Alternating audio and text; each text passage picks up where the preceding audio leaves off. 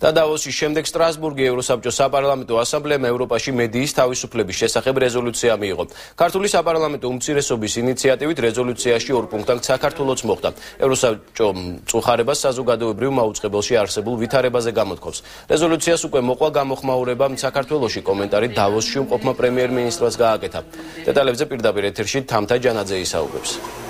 რეზოლუციის მე-19 პუნქტში საუბარია იმაზე, რომ ევროსაბჭო შეშფოთებულია საქართველოს საზოგადოებრივ მაუწყებელში მიმდინარე ფინანსური შემოწმებით, ასევე უარყოფით კონტექსტშია მოხსენიებული პრემიერ-მინისტრის განცხადება საზოგადოებრივი მაუწყებლისა და მეცხრე შესაძლო გაერთიანებასთან დაკავშირებით. ევროსაბჭოს რეზოლუციას დღეს დავოსში მსოფლიო ეკონომიკურ ფორუმზე მყოფი პრემიერ-მინისტრი გამოეხმაურა. მან რეზოლუცია ნაციონალური მოძრაობის მიერ ევროსაბჭოში შეტანილი სიცრუის შედეგად შეაფასა და განაცხადა, რომ ევროპელებისა და ამერიკელების მოტყუებას ყოფილი მმართველი გუნდის წარმომადგენლები ჯერ კიდევ ახერხებენ. რაც ხდება დღეს საქართველოში გასაგებია, რომ ისევ სიცრუის გატანას ახერხებენ ნაწილობრივ და სამწუხაროა, რომ ევროსაბჭოში შეიტანეს ეს სიცრუე, ჯერ კიდევ ახერხებენ მოტყუებას ევროპელების და ამერიკელების, მაგრამ ძალიან ცოტას და ძალიან უმნიშვნელო საკითხებში. და ესეც მალე დასრულდება.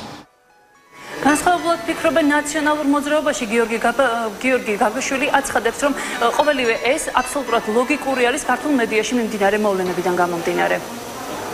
მაშინ როცა საზოგადოებრივი მაუწყებლის მიმართ ის მსურველები რომ ის გაუერთიანდეს პრემიერ-მინისტრის მეუღლის ტელევიზიას, მაშინ როცა საზოგადოებრივ მაუწყებელში არის შესული ფინანსური შემოწმება, მაშინ როცა ყოველთვის გასაგები მიზეზებით მიდის დირექტორი საზოგადოებრივ მაუწყებლისა, მაშინ როცა დამოუკიდებელი ტელეკომპანია რუსთავიორის დირექტორს აკავებენ, რა თქმა უნდა ხელისუფლება უნდა იცოდეს, რომ ის ამის გამო ძალიან მკვეთრ კრიტიკას მიიღებს.